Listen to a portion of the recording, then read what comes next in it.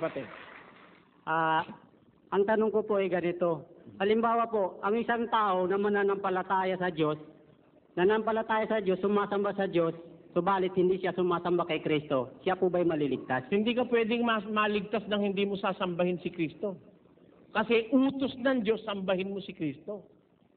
Inubliga po ba ang tao na sumamba kay Kristo? Oo, hindi pwedeng maligtas ka hindi mo sasambahin kasi ganito ang Diyos eh.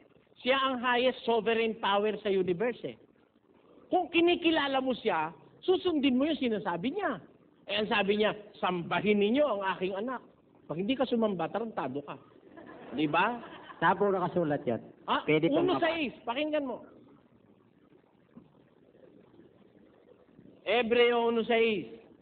At muli, nang dinadala niya ang panganay sa sangkalupaan, ay sinasabi, at sambahin siya ng lahat ng mga anghel ng Diyos. Nung dalhin niya yung kanyang panganay sa sangkalupaan, sinabi ng Diyos, sambahin siya ng lahat ng mga anghel. Kaya mo, pati anghel sasamba kay Kristo. Eh ikaw, tao ka lang, ayaw ka sumamba. Oh. Tanong, sinamba ba siya ng mga apostol? Basa, 3:15. Kundi inyong sambahin si Kristong Panginoon sa inyong mga puso. Kita mo, pagsamba pa, buong puso, sa puso pa sasambahin si Kristo eh. Utos yun, sambahin si Kristo. Oh, ayaw mo sumamba? Hindi ka Wala po akong sinasabi. Ang ano ko po Ibig ko dyan, lang sabihin, pag ayaw mo sumamba kay Kristo, hindi ka maliligtas dahil utos ng Diyos, sambahin si Kristo. ang ano ko po, hindi ko po sinabi na hindi ako sumasamba. Ibig ko, ang tanong lang po, kung hindi sasamba kung sakali, hindi ba maliligtas? Oo, naintindihan ko yun kapatid. Alam ko yun, kaya nga sinasagot naman kita dun sa tanong mo, hindi ko naman ipinipresume na ikaw yun eh.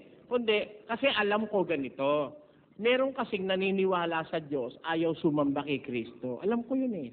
O, di ba? Yung Aryans, nung araw, yung 6th century Aryans, hindi sila sumasamba kay Kristo dahil sabi nila si Kristo raw tao lang. Ang mga Buddhist hindi sumasamba kay Kristo. Kaya masasabi kong matapang na matapang, kung kumikilala ka sa Diyos, dapat kang sumamba kay Kristo.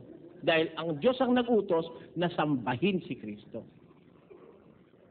Diba? Kailan po hanggang ilang araw po o ilang meeting po ang indoctrination nyo? Magmumula bukas ng gabi. Maraming Magmumula salamat bukas ng po. gabi dito sa Quiapo.